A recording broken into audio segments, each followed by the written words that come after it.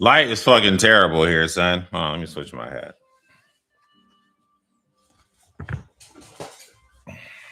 Nope, don't like it that way. I'm gonna do it like this. All right, where was I? mm-hmm. Mm-hmm. Mm-hmm. Ignorance. I guess we'll start there. I wish it was brighter in here. What's up, gamer? What's up, ancient technique? I only went live because someone had mentioned that I don't be going live often. And I don't. You know what I mean? Because I don't be having fucking. I don't know, man. I'm kind of embarrassed by like my background. It's just the kitchen. You know what I mean? I'm sitting at the kitchen table in the kitchen. I got a fucking green screen, son. What's up, beautiful dreamer? Beautiful dreamer. What's up, indifference? What's up, AO? I hope y'all hear me and shit. I mean, I think you do. Not 100%. Would you like to go to college for engineering or medical stuff? What the fuck? What is this, an ad? You can hear me bet. No. If I go to college, it's going to be for New Testament studies or something to that effect. I was thinking about looking into the local community college, right, to see if they offered any courses on biblical studies. You know what I mean? Just something that I could get a certificate on. No like degree. I ain't got time for that. You know what I mean? Oh, why am I blushing? What's up, Chris? Chris, everybody from the goddamn Daily Atheist, the Daily Atheist Show, formerly known as the Daily Atheist Morning Show. So shout out to Chris, shout out to Ryan. You know what I mean? What's up, Tet? Man, these names. Tetsuos? Right arm? Should I get that reference? I'm not 100%. I find demonology cool. I find it unsubstantiated.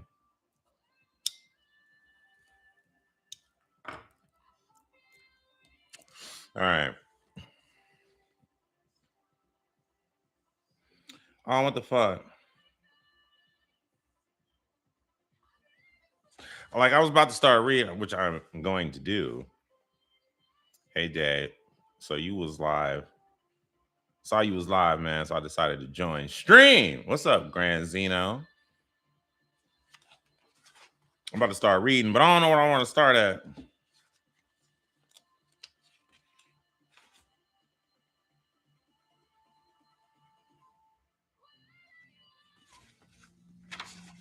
I wish I knew where I left off last time. Fuck it. Let's just start from a new chapter. Let's just do that.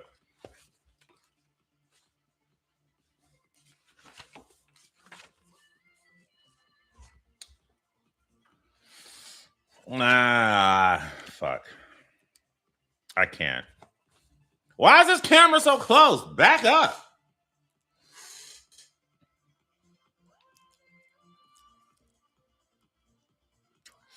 Invest in a nice Jesus bookmark. That's not a bad idea. I prefer, for real, this camera, man. I'm telling you. It doesn't really matter. I prefer hybrids. You know what I mean? Like I used to say sativas were my favorite. But man, these hybrids, son, yo. Hybrids is where it's at. I'm gonna just keep it 100. You know what I mean? Hybrids is where it's at. Okay.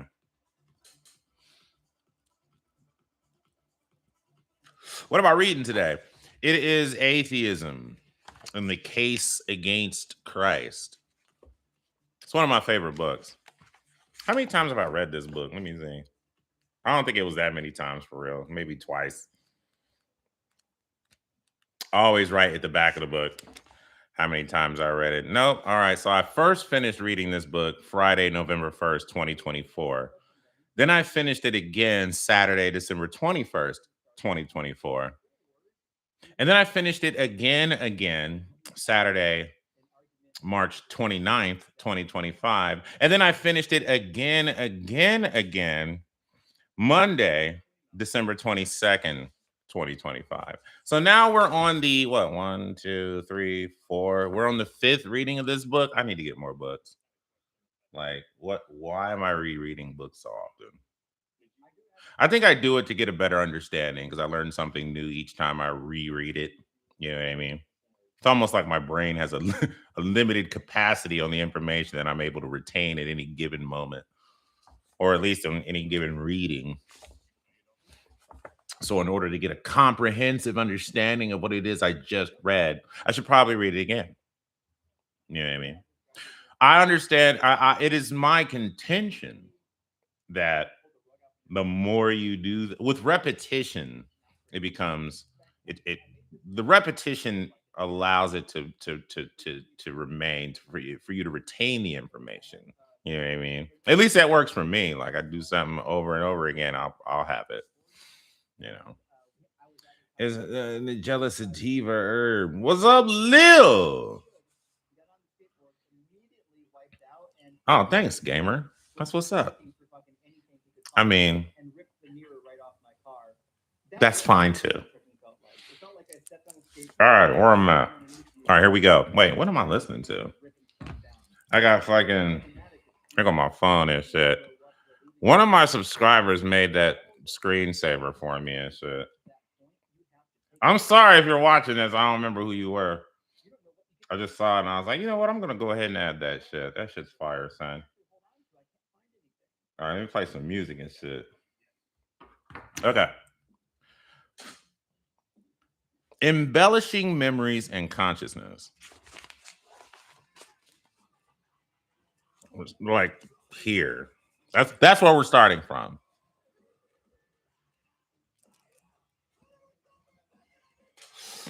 All right, recognizing that many of Jesus's followers most certainly would have had bereavement hallucinations. I don't know if you're familiar with bereavement hallucinations, but if you're not, I suggest you look it up. You know what I mean? I just don't have time to like go over what bereavement hallucinations are, but essentially they're hallucinations one experiences when when someone that they love dies. You know what I mean? So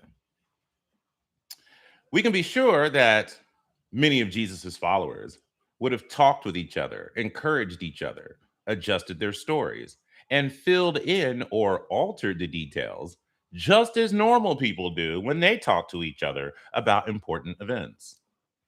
A pervasive view is that the human memory functions more or less like a video camera recording a single, unified, accurate film of events that can be consulted later. But in fact, when we encode memories, remember this part, I underlined this particular part here. So I found it particularly striking. So, when we encode memories, we extract important elements, associate the events with other things we know, and omit or de emphasize details. Later, when we recall the events, those highlights are embellished, altered, or substituted with new, often fabricated details. During this process, many alterations are made, and the events continue to get edited as time passes and we repeat the recollections. We change a memory every time we access it. Did you know that? Bet you didn't fucking know that. He's saying that every time we have a specific memory that we're accessing in our minds, that every single time we do that, we alter it, even if only minuscule. You know what I mean? Even if the alteration is minute, is infinitesimal, it still happens nonetheless. I thought that was interesting. I'm like, oh shit, really? We change the memory every time we access the memory? I didn't even fucking know that. Learn something new every day.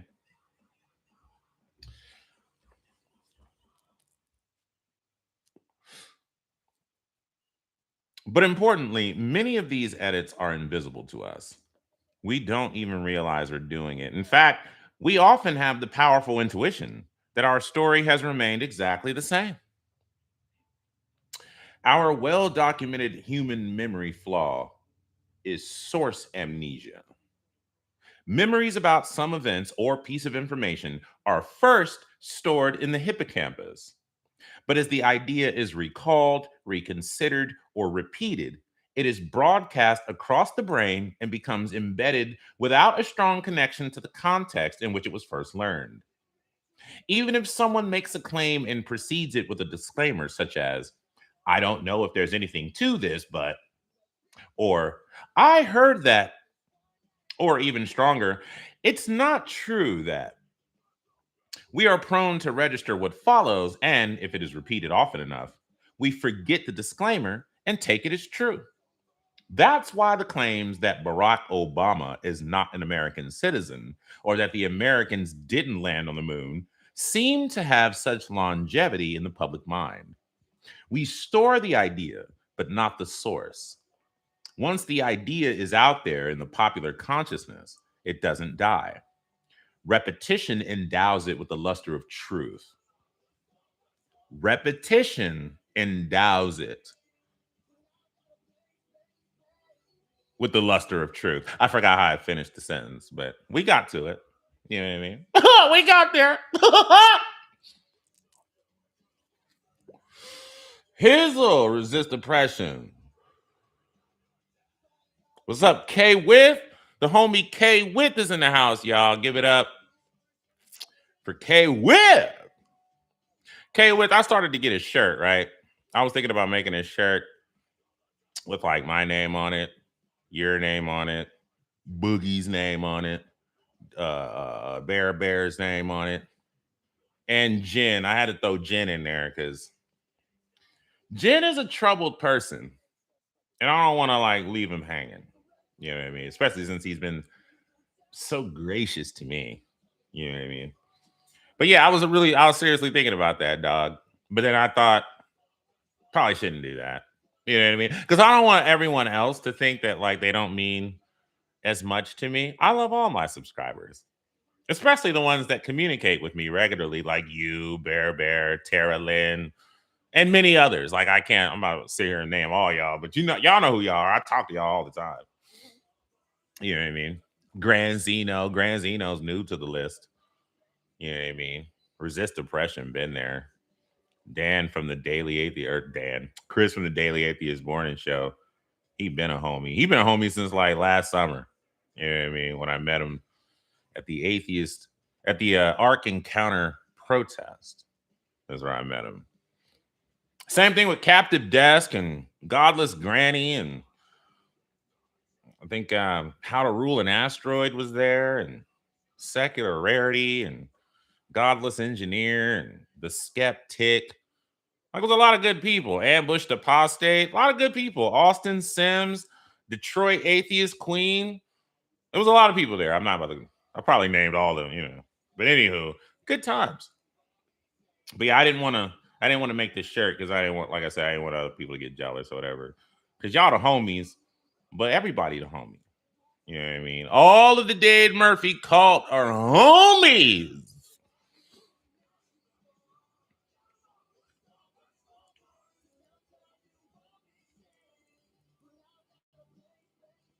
Ironically, repeating claims like the ones about the president's citizenship or that a female can't get pregnant the first time she has sex.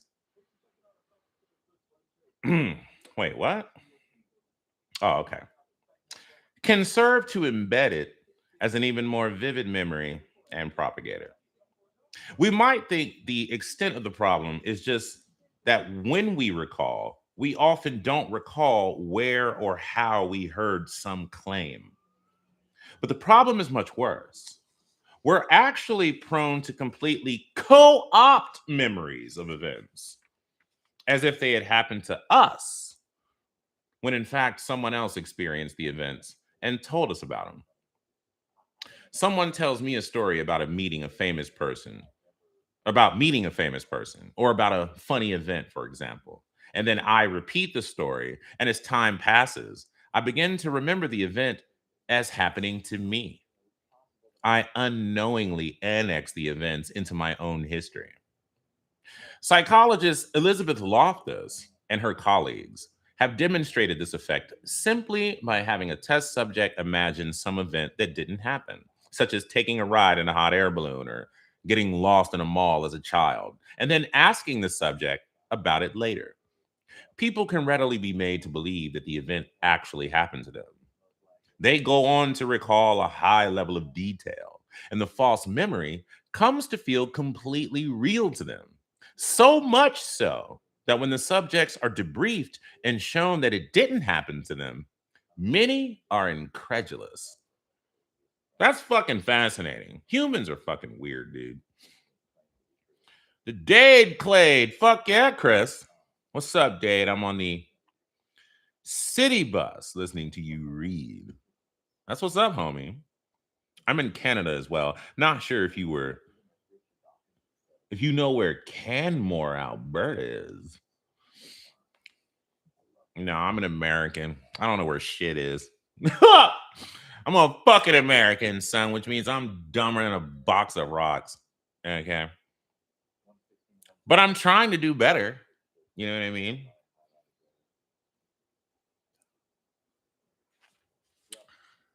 Where were we? Oh, right over here. We are all familiar with the phenomena of urban mythology. It has become quite common for certain memes to spread and reproduce in the population. Stories about a guy on a date who was drugged and then wakes up with a kidney missing, or a vengeful woman who wins her ex husband's cherished sports car in a divorce settlement and then sells it for 250 bucks. It would be more savage if she sold it for like 25 bucks, but whatever. We get the point. But the incredible attendant phenomenon is that even though the story has little or no basis in fact and is being repeated across the culture, many individuals will vociferously insist, no, really, it happened to this guy I know. That is how we co opt these fantastic and appealing, but false stories ourselves, often without even realizing what we've done. It is not uncommon for an individual to co opt the story entirely and insist that it happened to them personally. Keep that in mind, ladies and gentlemen. Motherfuckers can co opt memories. Okay. We can hear a story or some shit, repeat it enough, and then over enough time can come to believe that the story we're telling that happened to someone else actually happened to us. We can offer details and everything. I think that's absolutely fascinating. The fact that we can just make shit up like that. You know, like motherfuckers coming out of graves and flying in the sky and talking crosses and virgin births and all this kind of carrying on. We just make it up, son. We're really good at doing that as humans. Just make it up, fill in details.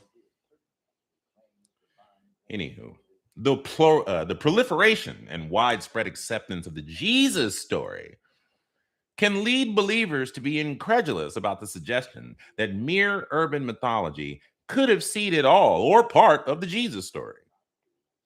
How could a global movement of such profound influence and significance and of millions of followers have sprung from a mistake? With so many people accepting the resurrection then and now, and with Jesus' return being a matter of such fame and public importance, it seems utterly implausible that it was all a mistake. While researching material for this book, I came across two useful quotes about faith. Martin Luther King Jr. is alleged to have said, quote, faith is taking the first step even when you don't see the whole staircase.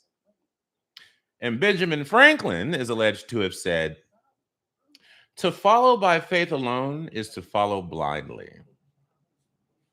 Both of these quotes have proliferated across the internet in thousands of sources.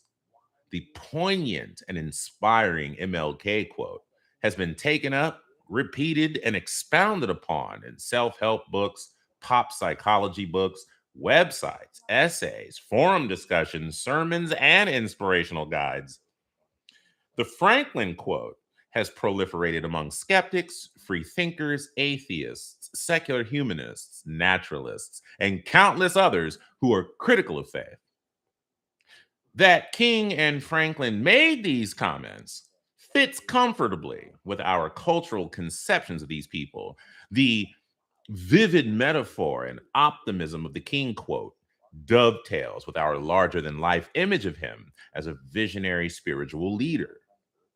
The Franklin quote fortifies our portrait of him as a shrewd, skeptical, scientific rationalist. Given the way the zeitgeist has developed around these two historical figures, the attributions make perfect sense. Even I, when searching for the sources, had the distinct feeling that King and Franklin must have made these comments. They're just the sorts of things that they would say. But despite the fact that the attributions have proliferated across thousands of sources, it appears that neither King nor Franklin made these claims. At some point, someone attributed the claims to them, and the attribution, having the ring of authenticity, caught on.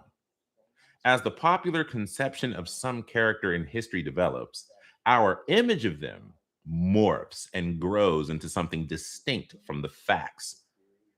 Memes take on lives of their own, and movements of global import that span centuries are spawned on the basis of mistakes. Is it such a stretch of the imagination to suggest that something similar happened with stories about Jesus coming back from the dead? No, it's not. I don't think it's a stretch at all. You know what I mean?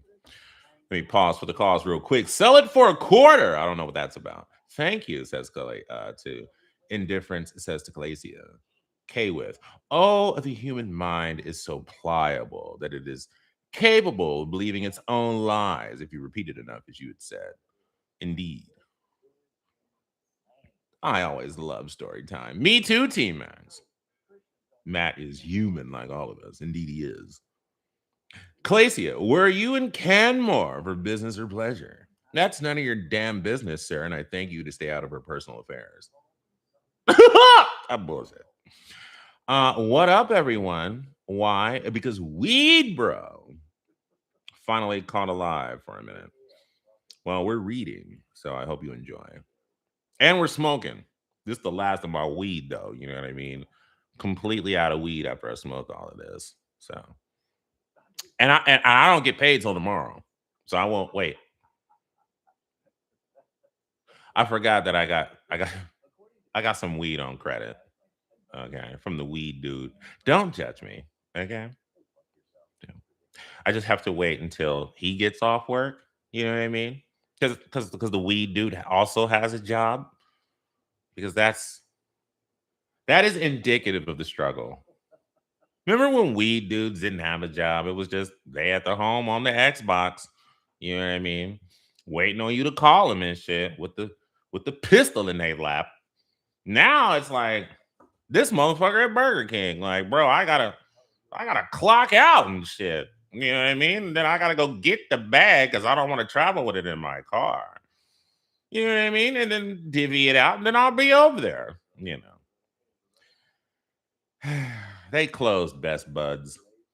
If you don't know what Best Buds is, which I wouldn't imagine you do, Best Buds was this dispensary nearby, but some new ruling or whatever made it so that they were like, I don't know. I don't know if it was a new ruling or whatever, but them motherfuckers got raided and shit. And they just started first they started like selling the weed real cheap. Then they just started giving it away and shit. I was at work when it happened. In fact, I didn't even know about it until after the fact. But yeah, so once they closed down, I was like, oh fuck. Now I gotta go back to the dude again. But he ain't give a fuck. He's like, hey, money, money. So anywho, the implication for the gospel accounts is that when the authors of the gospels spoke to others who claimed to have heard about the resurrected Jesus or even to have seen it themselves, there would have been decades of these sorts of embellishments, annexations, and edits. The authors, if they spoke to any other sources at all, may well have encountered people who claimed to have seen the resurrected Jesus themselves, but had in fact co opted the memories just as we do with urban myths and false memories. In the course of 30 to 90 years, hundreds or thousands of people could have heard about an event concerning Jesus, and then, as they retold the stories, many of them came to think that they had actually seen it themselves. The authors, not knowing the first thing about modern memory research, may well have been struck by the passion, detail, and earnestness of the alleged witnesses' testimonials. The authors could have even co opted the stories and come to think that they had witnessed the events firsthand themselves. One might think, however, that with important, momentous, or unusual events, the tendencies to embellish, co opt, or fabricate might diminish. Perhaps we can imagine how people might come to believe that an urban myth had happened to them, but not how they could believe that they had actually seen a divine being return from the dead. In defense of the validity of the gospel accounts of Jesus' life, it is frequently claimed that despite the years that passed between the events and their recording, matters of such profound significance as witnessing miracles or hearing Jesus' words would not have slipped easily from the minds of his followers. Our memories may be less reliable with trivial and ordinary matters, but with events of vast implications, such as the resurrection of the Son of God, memories can be trusted. Many believers are unimpressed by appeals to normal human error rates because it seems to them that for a claim about an event as extraordinary as seeing someone returned from the dead, the testifiers would be less likely to be mistaken. They might be bad at other sorts of observations, but for something as unusual and significant as a resurrection, they would take great care and their accuracy would improve. A mere feeling that something special has happened at Lourdes, for instance, is not the same as looking at the animated, talking body of someone who was just dead a few days ago. For an older generation, so I apologize for everyone out here, everyone. For you all watching who are young, you may not know about the events I'm about to bring up. You you ain't even gotta be young for real. Cause I'm not young. You know what I mean? I'm fucking unk, son. And I don't even remember these events. I wasn't there. You'll see what I'm talking about.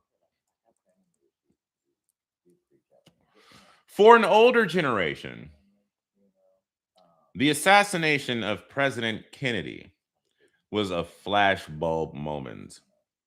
People believe that they can recall with great detail and accuracy where they were, what they were doing, when they heard the news. Likewise, I'm sorry, when the news went out about the first plane crashing into the World Trade Center on September 11th, 2001, and then the second, a vivid picture of where you were, what you were doing, and how you felt was likely burned into your memory. There are several problems with this objection, however. First, resurrection reports aren't uncommon. Televangelist Oral Roberts reports then in his autobiography. Pat Robertson has reported them to millions of his watchers on his television show and even produced video. Worldwide, there are many more, particularly in primitive societies, more closely resembling the Iron Age culture that produced Christianity. In 1988, the Kenya Times published a report stating that Jesus had returned to a village in Africa and performed miracles witnessed by thousands. I bet Christians don't believe that shit. Second, the objection suggests that as the event gets more extraordinary, or as conviction and passionate avowal increase, the reliability of testimony increases. But that relationship is not borne out by empirical research, however. Reports about important events taken right after the event vary significantly with our recollections of the events months or years later. But our sensation that the memories are accurate remains the same, if not stronger. Shortly after the news of the Space Shuttle Challenger disaster went out, Ulrich Neisser and Nicole Harsh had students in a psychology class write an account of where they were and what they were doing when they found out. Then, 2.5 years later, they had those students write another record of what they were doing when they heard the news. Before they reread the earlier record, the students predicted their memories were accurate. But when Neisser and Harsh compared, the details matched in fewer than 10% of the paired accounts. More than 75% of the accounts had significant errors, some of them dramatic. Yet, even when confronted with this clear evidence to the contrary, many students refused to believe that their later memories were inaccurate. See, and that is indicative of an even larger problem. You know what I mean? There is basically what just happened was there was this class that was asked about this disaster because they were all there when it happened or whatever, and they were asked to tell me about it, write a detailed description of like what you were doing, where you were, all that shit. 2 years later, those same people were asked, remember that's what we asked you to tell us about that? Could you tell us again? Write it down.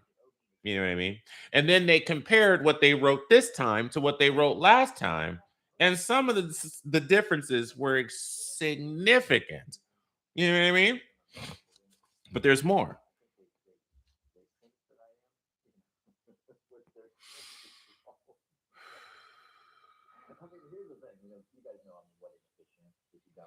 So our memories of important events get more inaccurate as time passes, even though our subjective estimates of our accuracy remain high.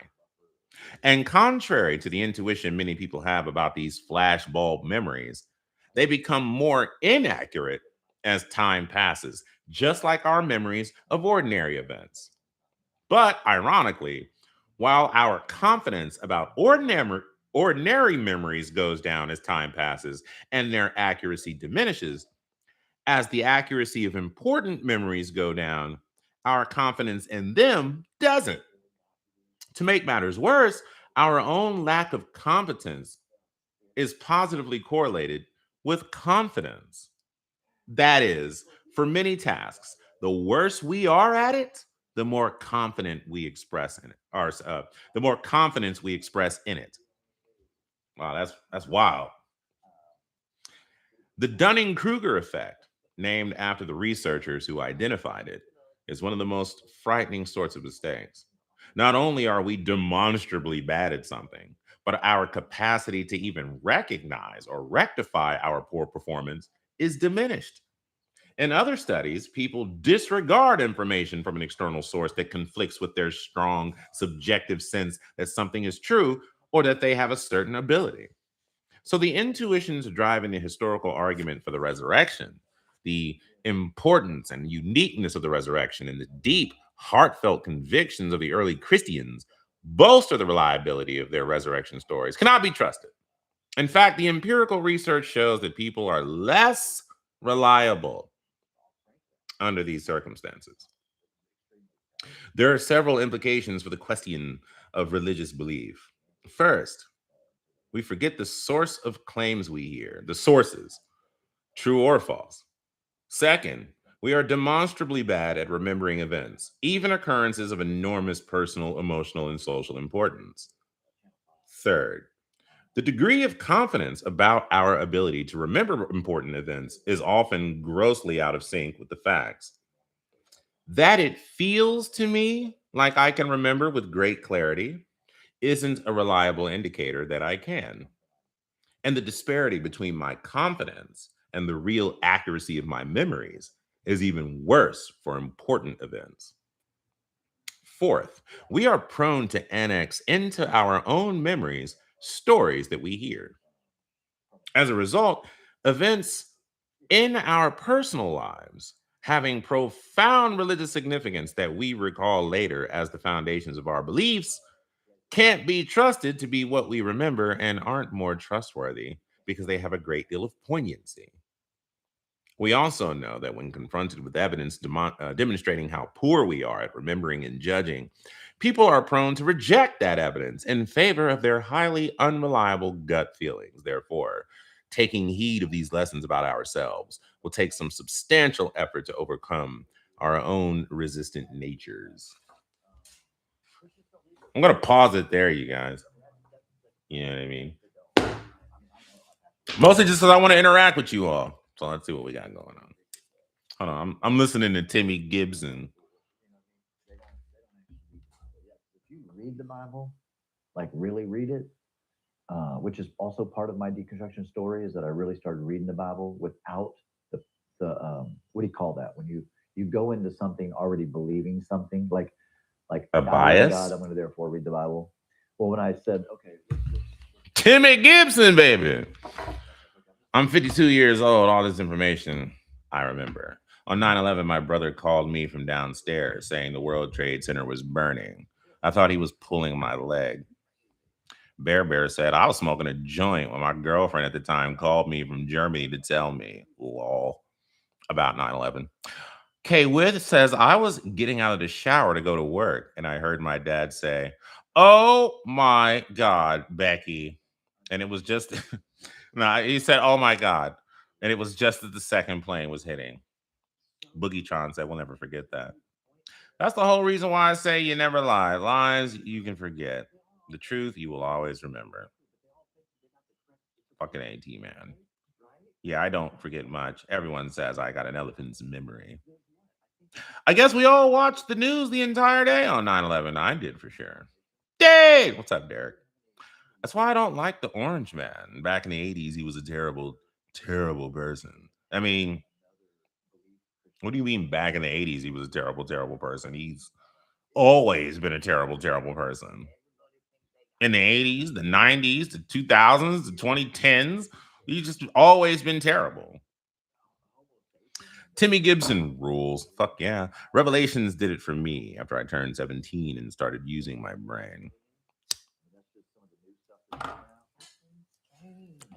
This is the story I tell people every time they ask where I was on 9/11. So first of all, I was in basic training for the Army, right? It was September 10th, the day before, September 10th, 2001.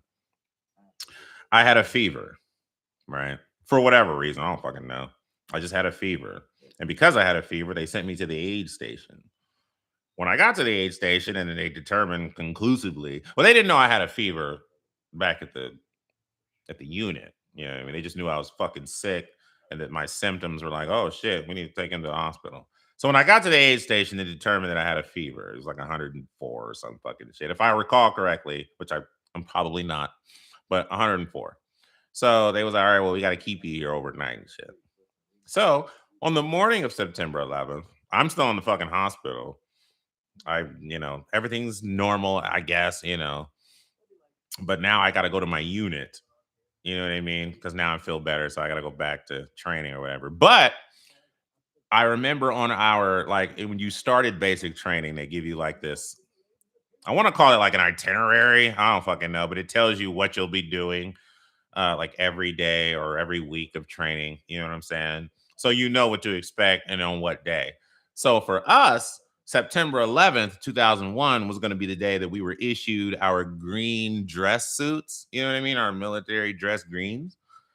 So I remember that day because I was like excited to finally get that uniform because all we've been wearing the entire time was either our PT uniform, just that gray t-shirt and black shorts, or the fucking BDUs, the camouflage shit. So it was nice to like finally get the shiny shoes and shit. You know what I mean? So that's what our unit was supposed to be doing on September 11th. So I wake up from the hospital. I don't remember, but I somehow got back to the duty stair, to my unit, but there was no one there. And I'm like, where the fuck everybody at? I'm like, oh right, it's fucking. I forget what it was called, but it was like that was the day we were supposed to get our issue, our dress greens or whatever. So I'm like, that's probably where everybody is, and that is where everyone was. But now it's like I don't know what the fuck to do. You know what I mean? Like I'm just back here by myself and shit. There ain't no drill sergeants around. Like no one from my unit is here, so I don't know what the fuck to do. And there was this other dude there too. Like I think he had also got released from the hospital. So it was just me and this fucking dude, and we don't know what to do. Like, this basic training, like, we don't know what to do, you know. So like we decided to like go into like this building. Like, it was like a building that we would do PT in front of every morning. The building we slept in, you know what I mean? But like around the building on the like the other side, it was like where they had like all these offices or whatever. I didn't know that. You know what I mean? I didn't know that to this day, where I'm like looking for someone to be like to tell us what the fuck to do. So like we met this like so I go into this, I go into the building, I go into this office. There's some dude in army greens or whatever, and I'm like, yo, like, I just got out the hospital. Me and this other soldier, we just got out the fucking aid station, and our unit isn't around. Like, we don't, you know what I mean? And we don't know what to do. He was like, all right, well, just hang out or whatever. And I guess they was gonna try to get in contact with our drill sergeants. I'm like, all right, but so I go out the office, go back around, and just kind of wait in the area where we normally do PT. And as I'm hanging out, just two of the cooks from the you know from what was it called? The kitchen. Duh. So two two cooks from the kitchen came out, like out the back door, because that's where that was the back door where I was standing at.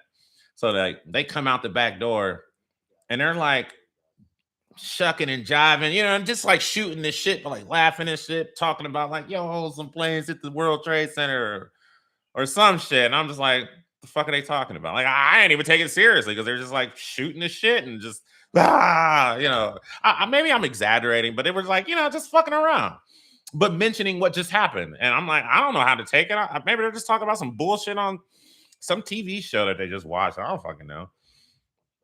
So next thing you know, like, this lieutenant comes out of nowhere, and he's like, "He's soldier," something to the effect of like, "Hey, soldier." He's like, I don't remember what the fuck he asked me. It's been so long. But I remember him distinctly telling me, do not let anybody onto the post without showing you their military ID. He's like, I don't give a fuck if it's the general. I'm like, God damn, what the fuck's so important? You know what I mean? I'm like, I'm just a private. Like, I don't even have stripes yet. You know what I mean? I'm like, you want me to tell a general he can't come onto the post? See, I'm yes, drill sergeant, yes, sir, whatever. I don't know. I don't remember who it was. I said it was a lieutenant. May not have been a lieutenant, but it was definitely somebody of rank who gave us that instruction, and he told it to me and that other dude, right? So then lo and behold, our fucking like my section drill sergeant, like, well, my platoon drill sergeant, and then like the other two platoons, their drill sergeant, like they were all together in one Hummer. They pull up to the gate, and I'm like, I need to see your ID, drill sergeant. What the fuck you talking about? He's like, man, get out of my way. Let me in here, private. And I'm like, I've been given orders I have to check everyone's ID. I was told, even if you're the general. He's like, man, what the fuck? So he like shows me the ID, and then like gets me in the truck, and I'm just like, I don't know what the fuck going on, man. I'm just doing what I'm told, you know what I'm saying? So they're like, he takes us over. So they grab us, take us back over to where they're getting their dress greens and shit. And like, and it's like a whole bunch of shit going on. Like, motherfuckers everywhere. It's like motherfuckers trying shit on or whatever. So I'm in there, and then like the captain just stops everything. He's just like, they're like, attention, whatever. And the captain's like, yeah, I don't know what you've heard, but he's like, it is true that the United States has been attacked. The plane hit the tower at the fucking New York. And but that, I think that was before the second one hit. So it was just the first one at the time. And we're like, what the fuck? And then I think it was, I don't remember all exactly what it was, so long ago, but I just remember him saying like that this happened. And then like, so once we were finished, they let us go. We went back to our unit. Once we got our issue and all that, we got back to the unit. And that was the first time in like 2 months that we got to watch TV. And it was just to watch the news of what was going on. So then, like, after we get the news coverage, like, the fucking captain turns it off, and he's like, I don't know what y'all was thinking, but you'll probably definitely be going to war now. And I'm just like, son of a bitch. Like, I didn't join the army to go to war. You know what I mean? I was just trying to pay for college or some shit. You know what I mean? Like, I wasn't trying to go to fucking war. And like, now it's like, you're definitely going to fucking war. So I remember when it was getting close to time for us to leave, like to graduate, and we had to go to this room, like this place or whatever, and we got to pick what duty station we wanted to get assigned to once we left basic training. And I had chose like you got three options, you know what I'm saying? I chose like Fort Jackson. No, not Fort Jackson. I was already at Fort Jackson. No, I think I chose like I don't know, man. I know I chose Hawaii, maybe some other place, and maybe like California. I don't know. Like I chose like two dope ass duty stations in the United States, and then one in like Germany. Like Germany was like my third option. You know what I'm saying? It was like most people, if you don't get your first, most people do get their second option. I'm like, all right. So I chose like a dope ass duty station, like in the United States. And so but then after that happened, and they were starting to read off where everybody was going, it was like such and such, Germany, such and such, Germany, such and such, Germany, such and such, Korea, such and such, Germany, Germany, Germany, Germany, Germany, Fort Hood, Texas, Germany, Germany. I'm like, why so many of us going to Germany? We going to fucking war, dog. And I'm like, this is some bullshit. I didn't want to go to Germany under these pretenses. Shit. So that's how I ended up in Iraq. You know what I mean? I knew in 2001 I was going to a fucking Iraq. I actually didn't know if it was Iraq or Afghanistan, but I knew I was going to one of them shits. And lo and behold, that was 2001 when I was in basic training. 2003, we were in Kosovo under Operation Joint. What the fuck was that? Like we was in it was a NATO, it was a joint NATO operation. Uh Damn, what the fuck was that? Operation Joint Alliance, I want to say. It's a lame name, but something like that. But we were there. It was a peacekeeping mission, they say, but then like not even as soon as we get back, not 6 months later, we're in fucking Iraq. You know what I mean? Like I got back from Kosovo in July of 2003. And then by February of 2004, I'm driving in Kuwait because I was the driver for my captain, or really for my section. But yeah, so I had to drive the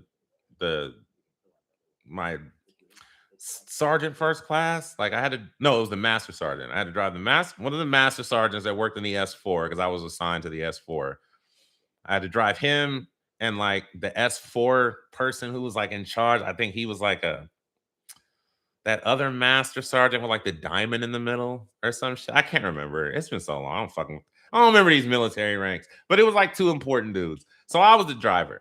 So and the sergeant major wanted us to get to Iraq within 2 days, even though initially the plan was to get there in 3. So which meant we had to lose sleep. You know what I mean? That was the first time I ever hallucinated. And last, consequently. But that was the first time I ever hallucinated. Like we're on the road in Kuwait. There's not like a whole bunch of shit to see out there. It's just sand. You know what I mean? Dunes, a few palm trees, some scattered camels, and then just dirt. Like there was nothing out there. Like at least not where we was at. You know what I'm saying? Driving. And we made one stop, and then that to like piss and refuel, and then after that was nonstop till we got to Iraq. I'm like, bro, when we finally did stop, no, it wasn't nonstop till we got to Iraq, but when we finally did stop, before we got to Iraq, but when we finally stopped, I remember talking to like my homeboy Travis. I was like, bro, why did I see a circus tent? A big dumbass red and white striped circus tent in the middle of the desert. And he was like, bro, I saw penguins. I'm like, we were all fucking hallucinating, but we driving now. What type of safe shit is that? We sleep deprived, hallucinating and shit. He's seeing penguins. I'm seeing circus tents. We losing our fucking minds out here. You know what I mean? But you just want us to keep driving. It's a good thing we stopped when we did. Shit, ain't no telling what we might have hallucinated. That was the first time I was like, well, I can't believe I actually was convinced that I saw a circus tent out yonder. You know what I mean? Just as I'm sure he was convinced that he was really seeing penguins in the middle of the fucking desert. You know what I mean? Wild. Anyway, so when we got to Iraq, finally, we were in Bakuba. I think that's how you say it. Some people pronounce it Bakuba. But once we got, it was like 100 miles north of Baghdad, is what they said. So once we got there and got onto our base was called Camp Warhorse. So once we got there, it was at night. You couldn't drive with your headlights on because that would just make you a target. So we had to drive with just like our drive lights, like them little yellow shits on the fucking, man, I don't illuminate shit, son. Not when it's pitch black, because it wasn't no white light was prohibited at night in Iraq. Because obviously, because we didn't want to be targets for, especially in NVGs, if in your night vision goggles, anything with lights the fuck up. So yeah, at night we weren't allowed to have bright white light. You could only have like red light, that purple light, blue light, green light, like all those, you know what I mean? Like those, because we had flashlights that had like those filtered lenses that you could put on them so that to block out the white light, you know what I mean? Which also meant like you couldn't smoke a cigarette, obviously, when you're on guard duty, because as soon as you went like this, that just brightens up your location gate. I ain't give a fuck, though. I don't think I took it seriously. Like I was on guard duty in a tower manning the 50 cal for like 7 months of the year I was there. You know what I mean? And I was smoking cigarettes. Bro, I was in the motherfucking I was up in the motherfucking guard tower. One time I got like a hand job from the chick that was up there with me. You know what I'm saying? Smoking cigarettes. You know what I mean? I knew some people that fucked on the guard tower. Like, we just, brother, like the United States military is just a bunch of fucking kids, just a bunch of college kids just trying to get it on, dog. Because everyone in my unit was like under 30. You know what I'm saying? Like, obviously not like some of the sergeants and lieutenants, like, but all the like specialists and below. I mean, we was all in our 20s. You know what I'm saying? So all we want to do is get fucked up and fuck. And that was what the fuck we was doing. Like, it wasn't even my idea for that chick to like start rubbing on my shit in the guard tower. It was her idea. She wanted to see it. And I'm like, all right. Okay.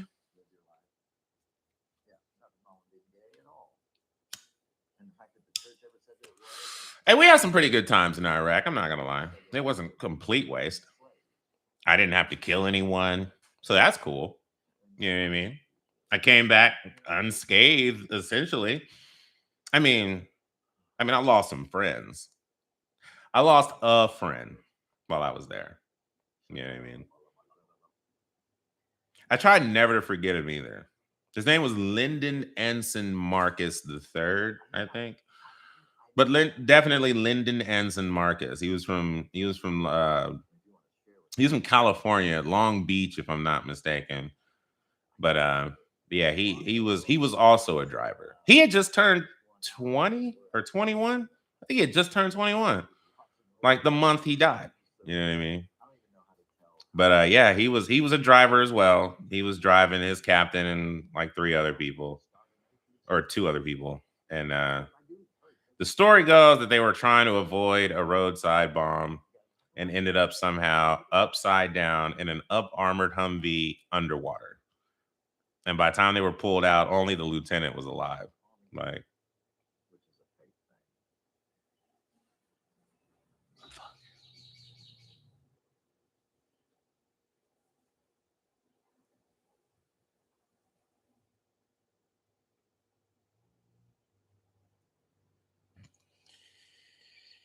okay, that's the stupidest thing I've seen anything someone say. If you believe it to be true, it's not a lie. You can't have your own set of facts. So what you're saying is, think about how stupid that comment is. If I believe the Earth is flat, then that's not a lie that the Earth is flat. Are you? I can't do this, man. Come on, do better than this. You should be smarter than this. Unless this is a 4-year-old. Fuck. That is absolutely ridiculous. I should have known I was going to do this. Every time I talk about him, I fucking lose it.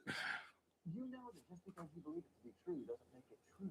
He's just turned 21. I have heard in a long time for real. Like, Fuck. so Fuck. if I believe this is water and it's not coffee, so I believe this is water. Therefore, I'm not lying that it's water. I'm sorry, it's coffee. That just doesn't make any sense. Dear Lord, people. Oh my goodness gracious. People be funny, man. People be funny. Oh, I'm attracted to beautiful people regardless of. Oh, got you. Got you. So it's done. Got you. That's what I was. I'll tell you what I mean. All right, I'm back.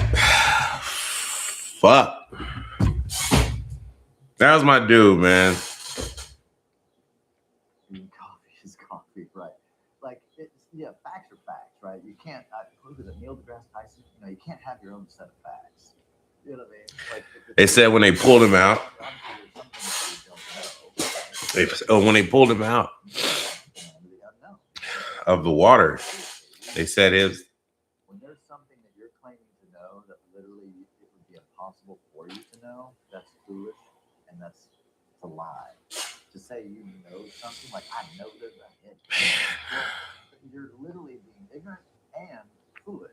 Because When they pulled him out the water, his belly was so big, filled with water from that nasty body of water. Eyes rolled in the back of his head, tongue hanging out his mouth.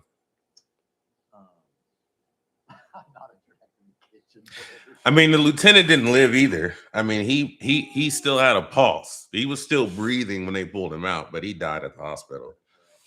So literally no one survived that.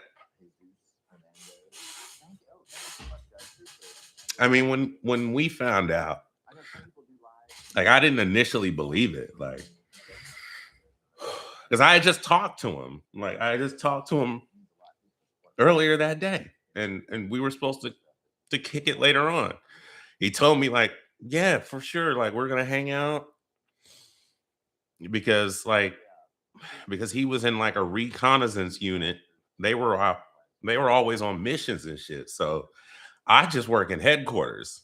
You know what I mean? So I had a lot of downtime. So, so me and the other homies, we kicked it a lot while we was there. But he didn't get to because, like I said, he was in recon. So, when I met up with him that day, we the plan was he was gonna come over to our sleeping pad or whatever. Like, it's just an area where they sanctioned off for us to like sleep at. Like, I can't describe it, but basically he was gonna come over there and hang out with us later on.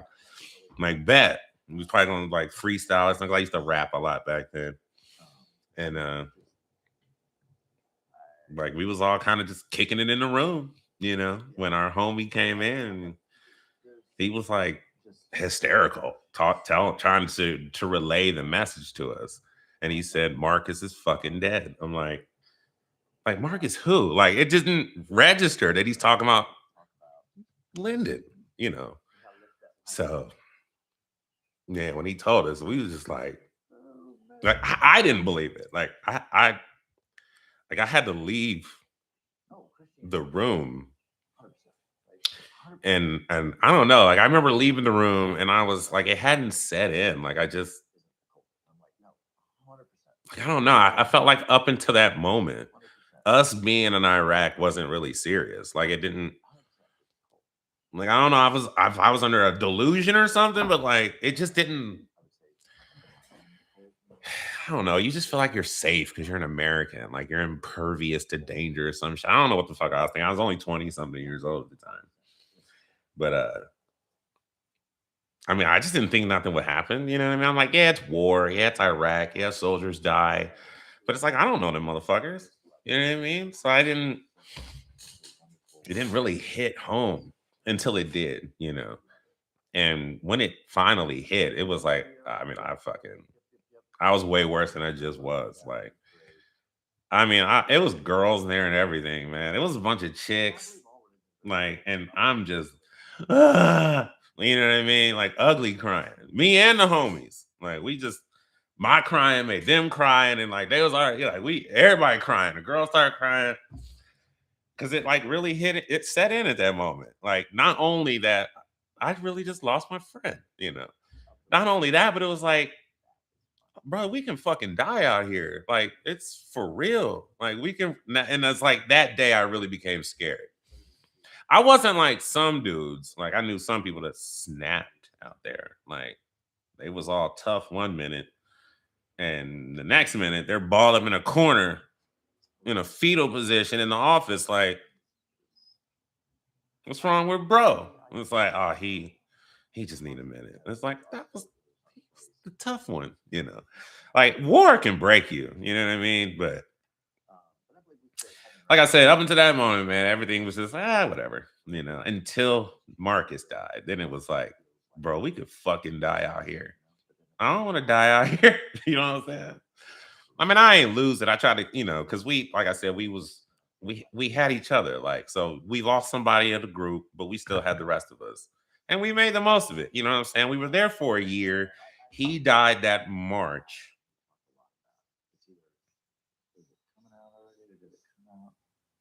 I think. It was early on. Like, and I'd say by the time we left, like I left, like my unit, we left in February of 2005. So it was literally a whole year, February '04 to February '05. And it just sucked because I remember thinking like all of us are like, while we're on the fucking C-130, I think it was, like while we're on that motherfucker, I'm just thinking like, we get to go home. Like, we're leaving Iraq. We're heading back to Germany. But Marcus is still in Iraq. Like, that's the way I looked at it. I'm pretty sure like they mailed his body home or however they do that. But I was just thinking, like, if, you know, in some metaphysical weird way, because at the time I still believed in God. So in some weird way, I was just thinking, you know, it must suck that he never got to leave Iraq. Like, we all got to leave Iraq and he's still there. You know, like if he could come to, he'd still be in Iraq. Some shit like, I don't know. I'd be thinking weird shit, but I just be thinking shit like that. Like, his last memory was in Iraq in 2004. You know what I mean? He was, like I said, he just turned 21. He'd be in his 40s today, or at least in his late 30s, some shit like that. You know what I mean? But just turned 21, had his whole life ahead of him, and died for what? For what? Like, what were we even in Iraq for? You know, Iraq didn't ever, they ain't really had nothing to do with 9/11. You know what I mean? Nothing at all. Like, what we should have been, if it was, we were really trying to get retribution, we would have been in fucking Saudi Arabia. But no, we're too busy being partners with them. You know, too busy being homies with the other world terrorists because we ain't give a fuck about 9/11. So us being in Iraq had absolutely nothing to do with 9/11. So we died for no fucking reason, or at least a lie. He died for a lie. I've seen some guys who realize the truth cope by saying, okay, well, then they didn't die in vain.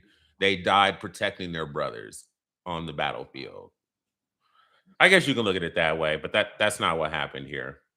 I mean, technically it was. I mean, he was trying to avoid a roadside bomb, and in doing so, he would have been protecting him and his, you know, everyone else in the vehicle. But I mean, I almost wish they would have just hit the roadside bomb. Like, not like, because they may have survived. They may have just been like maimed or some shit. Maybe only one person would have died. And I'm not saying who it had to be. I'm just saying, but a complete loss of life. It's like, but the drowning, that was even worse. Like, for me, I just imagining what they would have been going through. I mean, if you think about it, they drowned in mud. You know what I mean? It was like a body of water, but it was like a lot of loose mud in there, I guess, or some shit they were saying. And you're in a Humvee. And then when you're in wartime, all the Humvees are up armored for the most part. Like just meaning that like now they switch off the doors for ballistic doors. Same thing with the windows. And normally it's just that plastic shit. You can zip it up and zip it off. But when we went to Iraq, it was like ballistic windows now.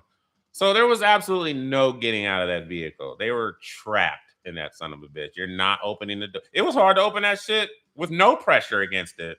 And now you're under fucking water and mud. There was they had no hope. None. And it's like that. That's a terrible way to go. However, this is a bitter pill to swallow. However, if you look at it from the perspective of the Iraqis, he had it coming. In fact, his death would be celebrated, as we would do if, say, the Iraqi army came to the United States and just decided to invade for our natural resources, and then we kill one of them. You know what I mean? Do you think we'd feel bad for that? Hell fucking no, we wouldn't feel bad. Like, you shouldn't have been coming and invading our fucking country, you assholes. And that's exactly the role we were playing. We were the bad guys invading their country. You know what I mean? And by that rationale, he had it coming. I don't even think, like, I don't know. Like, a part of me feels like I shouldn't have made it out of there. Like, nah, you piece of shit. Why were you in their country? I mean, to be fair, we were lied to, so we were thinking we're there to help them. You know what I mean? Like, I remember being like confused, crestfallen at the realization that these people largely didn't want us to be there. You know what I mean? You're like, I remember in certain convoys, little Iraqi kids just giving us the finger. They're like 6 years old or some shit, and they're like, "Ooh," when they see us going by and shit. I'm like, why? Like, damn, we're here to help. Like, what the fuck? Like, we genuinely thought we was there to like liberate them or spread democracy or whatever the fuck, you know. And we're like, and I'm genuinely confused. Like, I don't get why they're mad at us. Like, I just couldn't see it from their point of view, you know, with the realization of what's really going on here and not just believing whatever lies I was told by America. So, so yeah, so from that perspective, like I said, he had it coming, and everyone else that died there. And it sucks because that was my boy, man, you know, but at the same time, we shouldn't have been there. And we asked for whatever we got. I just got lucky. I remember thinking then, like, why did God take him and not me? I was like, I'm way more. I mean, I still believed in God at the time, but I was just thinking, dude, I'm just out here fucking chicks, son. I fucked his chick. He didn't know about it until he did. He know about it? Yeah, he did. Yeah, like, so he tried to get mad at me about it, but then I just told him, like, bro, it was basically something along the lines of, man, these hoes for the streets, you know, or some shit. He ended up forgiving me for it, but I'm just saying, you know.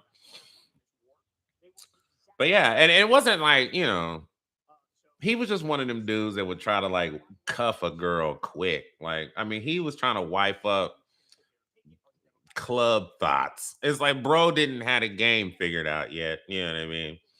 So he was up here trying to wifey these chicks in the club. I'm like, bro, these hoes are getting ran through, son. I should know. You know what I mean? But this motherfucker, anyway. So I just remember thinking, I'm just loose out here. You know what I'm saying? I'm out here just, you know what I mean? But I get to live. You know what I mean? Why do I get to live? I ain't bring nobody to God. I didn't like become closer to God after that day or none of that shit. If anything, I became an atheist. You know what I mean? I mean, eventually, it had nothing to do with that, but I mean, that was part of it. I mean, but it wasn't a major contributing factor for my becoming an atheist. But I mean, but that was like a little like, because I ain't get it. Like he was just as a human being a better person than me. I was a piece of shit, you know. What I'm saying? But I admit it. I was a piece of shit. You know, I was a piece of shit for years. Okay, just for years. So it is what it is. But I understand, like, well, then why would I get to live? Why would he take him and not me? You know, like I don't deserve to be here. He was a decent dude. I mean, he could he was talented. This motherfucker could sing, like sing. Like I mean, he even was like, had he survived, I feel like he could have been the next like Chris Brown or some shit. Not in like in a beat your girlfriend up way, but just like he was that dude. Like he could sing, he had charisma, he looked good, he could dance. He even had like a music video, a professionally shot music video in California that he showed me. And I think the song was called like Hit Me Up or something like that.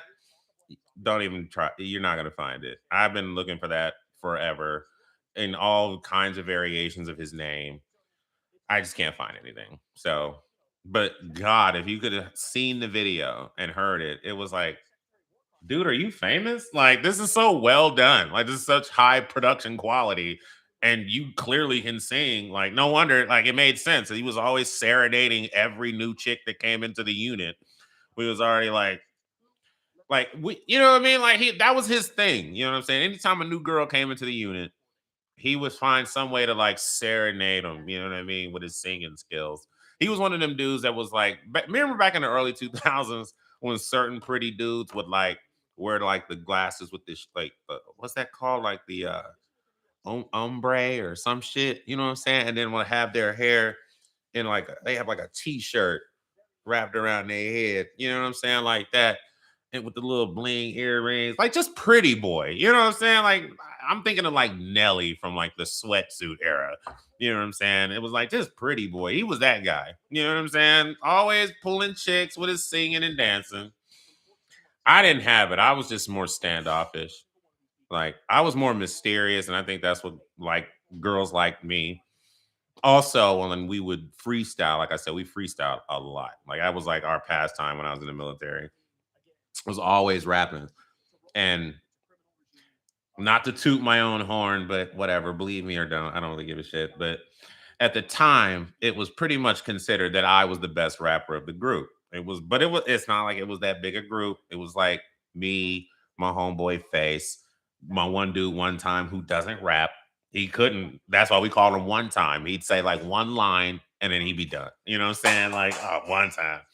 And then my dude Abbott, he was a white dude whose raps I would write for him sometimes. But anyway, everyone pretty much agreed because I was always in rap battles and never lost. At least I don't get me to do it today, I will lose miserably. But at least at the time, and this is also in Germany, so it's not like I was, you know what I mean? I'm putting it all in context, you know what I mean? It's not like I was, But so anywho, and doing that, you know, showcasing my skills, peacocking, if you will, made some of the girls in the unit they were turned on by that. So I took advantage.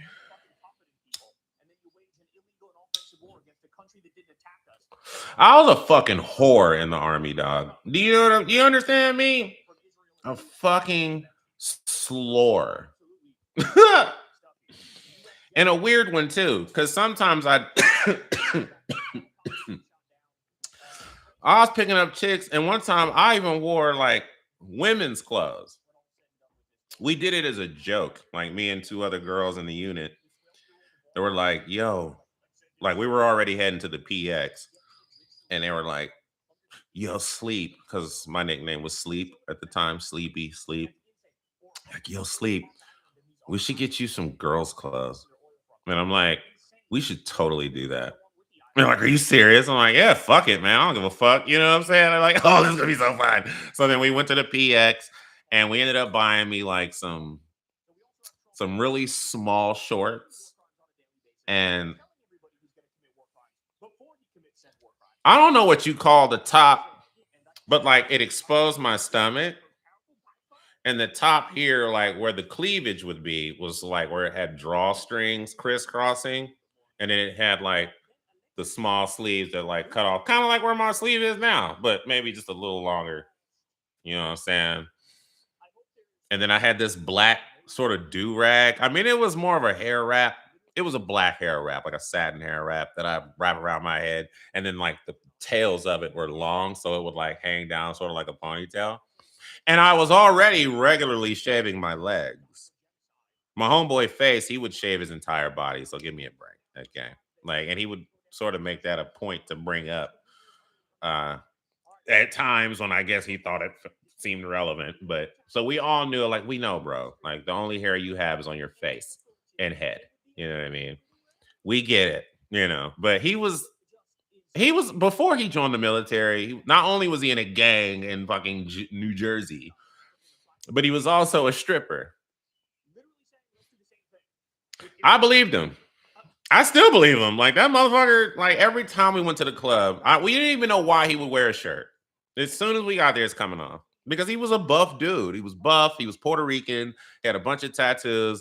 His nickname was I call like if you heard me just refer to him as Face. It's like we called him Face for short because his nickname was Babyface because that's the name he was given when he was a stripper. Because he was like 19 when he was stripping. So that's how he got the name Face. So, anywho, we were all fucking whores, man. He fucked more chicks than like all of us, probably combined. You know what I mean? I remember at the time he said his body count was already over 100. I'm like, you know what? As shocking as that number is, I'm not at all surprised. Like, you used to be a stripper, son. And you're a good looking dude who can dance. Like, and you're like tough because you were in a gang and shit. I mean, he was a tough dude. Like, so, but he was a just a street gangster, pretty boy, Riz Lord, fucking. But now he's a preacher. I just found that out like maybe like last year or some shit, and I was like looking him up, and I'm like, this motherfucker is a pastor now. Of all the people in the group, this motherfucker's the pastor. You know what? To be fair, of all of us, he was probably the one who needed God the most. You know what I mean? Like I was probably second in line, but yeah, he definitely. So I could see why he became a preacher later in life. I just so shocked by that. Like this motherfucker is a pastor now. I wished I was still in contact with my other army buddies so I could tell them, like, can you believe Face is a fucking pastor? Are you shitting me? Have y'all seen fucking Dead Presidents? Remember like Bokeem Woodbine's character? He was like the most bloodthirsty, unhinged dude that came back from the Vietnam War. And then later in life, they found him as a priest. It was like, of course, it's always the most unhinged who end up being the most godly. Get the fuck out of here, dude. But anywho, so I don't even know what I was originally talking about, but except war and like Germany or whatever. I cannot believe I cried in front of you guys. That was embarrassing. But it's hard to talk about him and not get emotional. There's not too many things I can talk about that'll make me get emotional like that, but that does. Every time you think I'd get the message, like, stop fucking talking about it, stop bringing it up, and you won't get emotional. But so what were we talking about? I dislike how the way people have their mindset that you wanting to be single is you being selfish, which is annoying. People need to change their mindsets. People's minds are deceived by relationships. Crop top, why exactly did you join the army? I was broke. I didn't know at the time. I wasn't woke. You know what I mean? I was broke. I knew the army wasn't gonna turn me down. I knew they'd give me a job. And sure as shit. I got to see 5 countries thanks to the army. It wasn't worth it. If I could go back and undo it, I would, but it's water under the bridge. Everybody should join the country defense, Air Force, Army, Navy. I disagree. because our country is only engaged in terrorism and imperialism. Okay, we don't engage in defense. Ain't nobody fucking with the United States. You should just look up how many military bases we have across the world, and then compare that to every other developed nation's military, and see how many bases they have across the world. You know what I mean? We are the imposing threat in the world. No one else. Not Iran, not North Korea, not China, not Saudi Arabia, not even Israel. We are. Like, we're the baddies. Okay. We're the terrorists. Period. Like, I don't know how many acts of atrocity, how many wars of aggression that we need to engage in for y'all to figure that shit out. You know what I mean? Like, we're the bad guys. Just because it's us doesn't make it good or right, because it's us. You know, do you think who we think are the bad guys think they're the bad guys, or do they think we're the bad guys? Of course, they're going to think they're the good guys, but at least in this case, they're probably right, or they're just as bad and they can't talk. You know what I mean? So I think it's wild that we say, we can't let Iran have a nuclear weapon. They're unhinged. Motherfucker, the United States is the only country on earth who has ever used an atomic bomb. Twice. Okay. No other country has. But you so worried about them getting one? Fuck out of here. We know we'll use one. We don't know that they would use it. But there's at least precedent that the United States will do that shit. Not once, twice.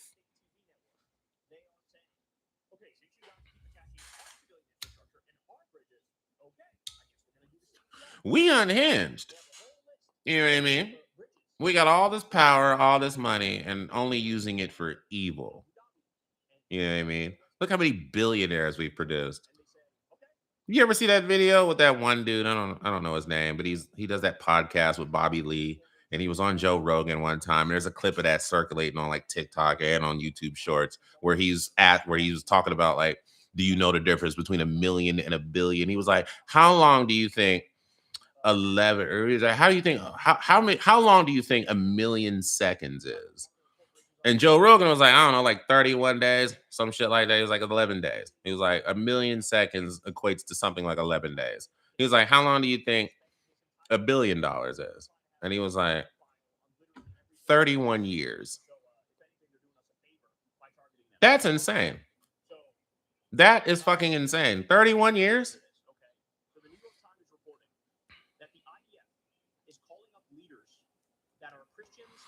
That's an ungodly amount of money. That's an amount of money you can't even fathom.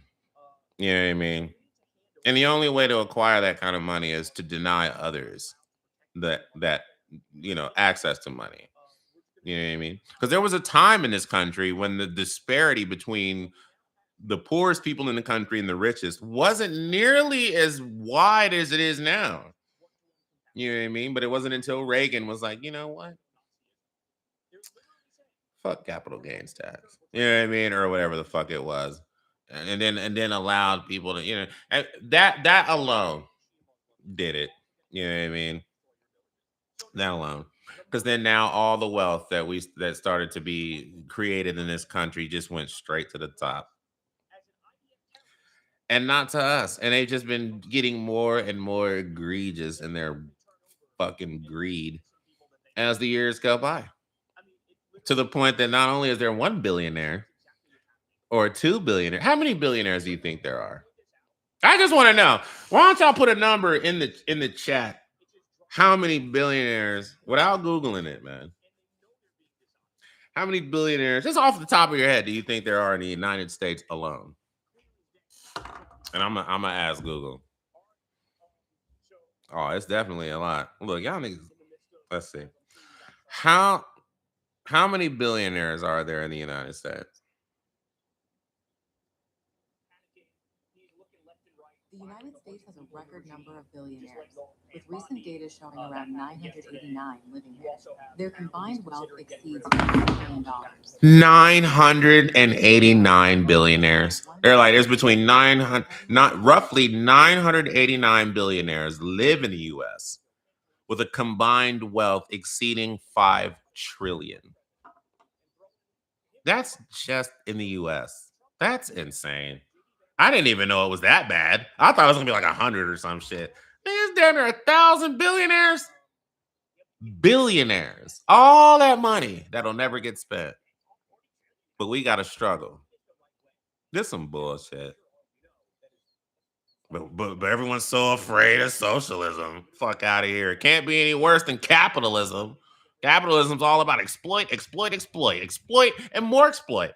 Exploit the land, exploit the people. Fuck it. All so that a few people can get richer than you've ever seen while you struggle. But no, go ahead and keep advocating for capitalism because that's where it's at. Fuck out of here. I'm like, at this rate, it's worth at least exploring other sort of economic arrangements.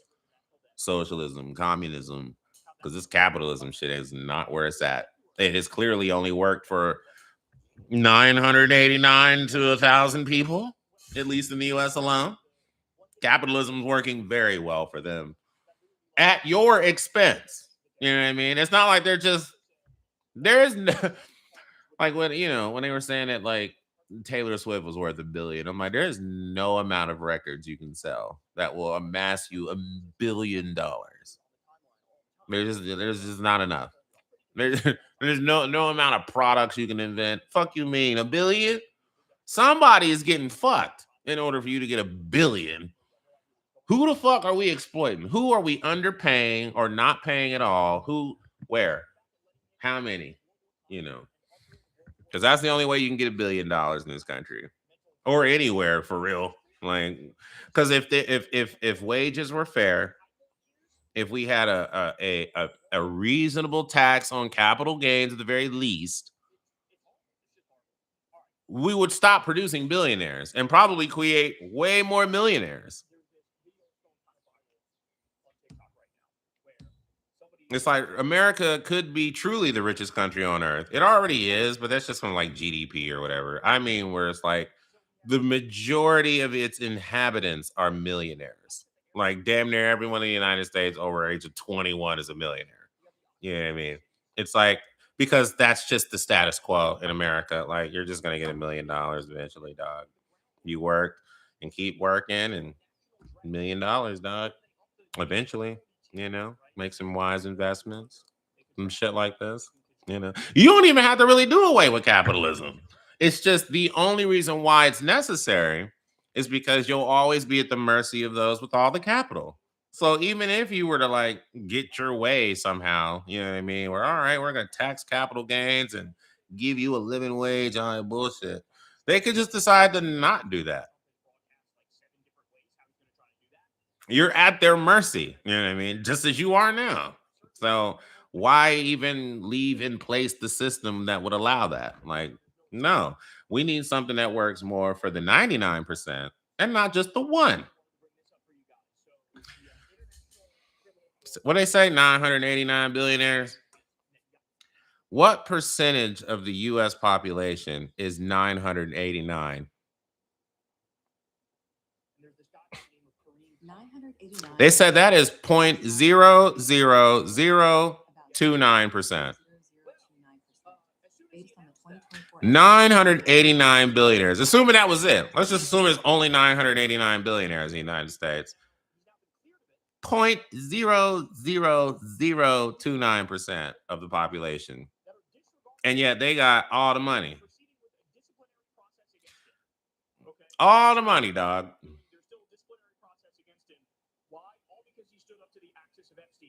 I wonder how many of them are Christians.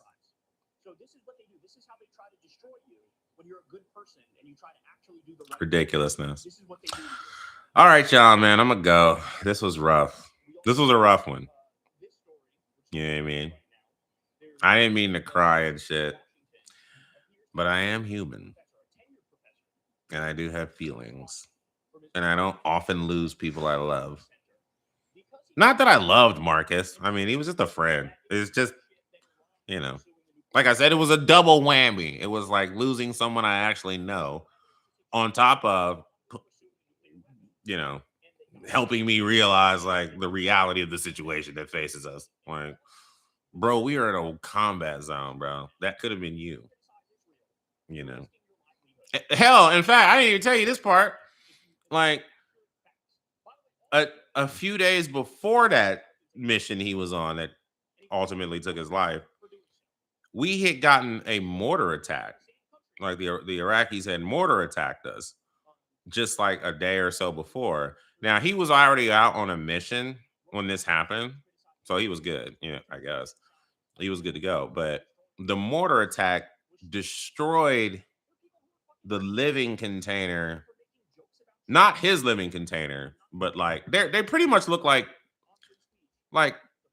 trailers on the back of a semi truck. You know those ones you see with like the doors that like you have to lift that thing and then like turn it and then open the doors, like those things, like those shipping pallets. That's essentially what we were living in Iraq for the most part. You know what I mean? So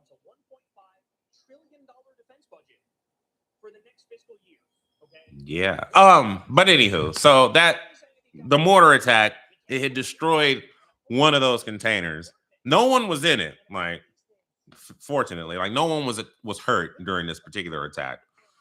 But yeah, it was a mortar attack. It just happened, destroyed a living container that was near the one he lived in. That also got damaged as a result of that attack. So we're just like, God, now you just missed death, dog.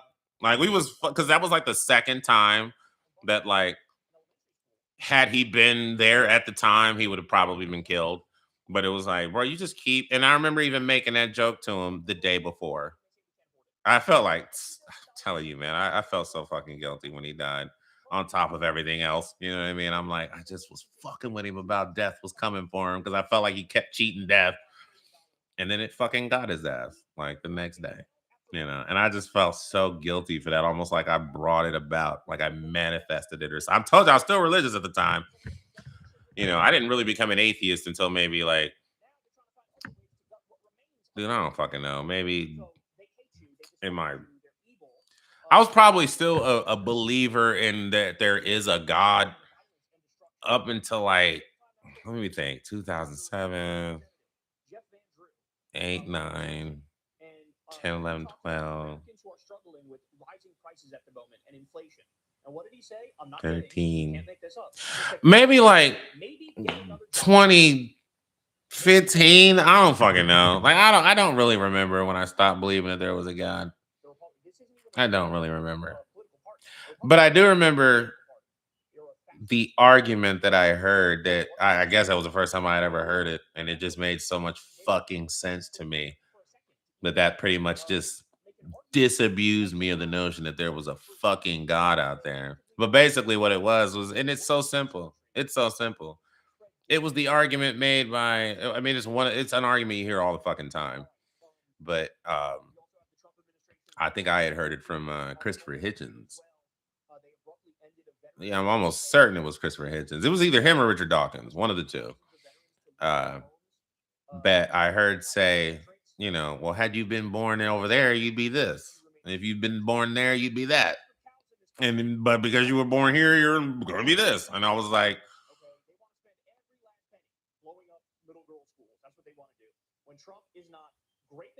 oh wow. You know what I mean? I like that just made so much fucking sense. I'm like, yeah. Like I only think what I think because I was born here. Like if I was born in fucking Pakistan, I'd be thinking totally different shit and thinking that the Americans have it all fucked up. Like, yeah, it just happened to be where I'm at that I think that this is what's true. Just like everyone who's born into their cultures think that their shit's true. And I was like, I don't have any more reason to think my shit's any more true than they do. So why do I? And it just didn't make any sense. And I'm like, yeah, that's just so profound. It was so profound to me. I was like, yeah, that makes so much fucking sense. And then that just probably took me down a rabbit hole. Then I read like 5 Richard Dawkins books, 3 Christopher Hitchens books, 5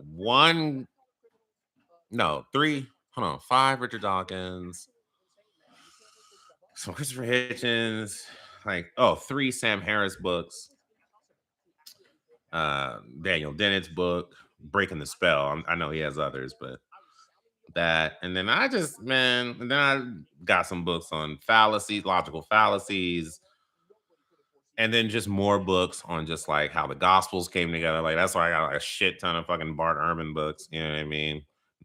Just to figure out like like all this shit, like trying to put it all together. You know what I mean? And then watching biblical scholars getting their takes. I'm subscribed to a Jewish rabbi's channel to get their take. You know, I'm like, was really in that shit. And I'm like, man, ain't none of this shit fucking real, bro. You know what I mean? Like, all the skeptics got all the evidence on their side. All the scientists, the skeptics, the rationalists, the naturalists, the humanists. All the evidence is on their side. By extension, our side, my side. None of the evidence is on the side of the supernaturalist, the superstitionist, the superstitionist. You know what I mean? The religious dogmatist. None of the evidence is on their side. All they have is faith. And I'm like, well, I don't need that shit. I mean, if that's it, then why can't I just believe Peter Pan is real? Maybe one day I'll get taken to Never Never Land. You know what I mean? Who fucking knows? I mean, if we could just make shit up. They just made up Yahweh. You know what I mean? Back in the day. You dum-dums still believe that shit. Not you dum-dums, but you know what I mean. Those dum-dums still believe that shit. Like, bro, why you believe some shit some fucking first century peasants in Palestine thought 2,000 years ago? Why you think they got the answers? They ain't got the answers, Sway. Damn. That's all I got, y'all, man. I'm about to get the fuck off of here, son. I appreciate my moderators for moderating. Y'all are so good at it. No one has better moderators than I do. And thanks for not thanks for hanging in there with me when I broke down and shit. That was hard to watch. I probably won't watch this video back because I don't want to see that. You know what I mean? I may not even upload it. Fuck it. So no one can see it. It'll be your word against mine. I ain't cry. Fuck you, me. Had something in my eye. I couldn't get it out. Nah, I ain't gonna fucking lie. I don't give a fuck. Yeah, that's true. Thanks, Professor Hizzle. Thanks, Shoot Bishop. I appreciate that. Thanks, Bear. You guys are the best. I love y'all too. Thanks, Grand Portage. That's comforting. I will check my email, Professor Hizzle. Thanks for that. Wait a minute, which one? Because I got two. I got Dade Murphy 81 at Gmail. And then I have drugged, raped, strangled at Gmail. All one word. Don't ask. Okay. Thanks, you guys, and I'm a holler. It's stream, goddammit. I'm tired of embarrassing myself. Shit.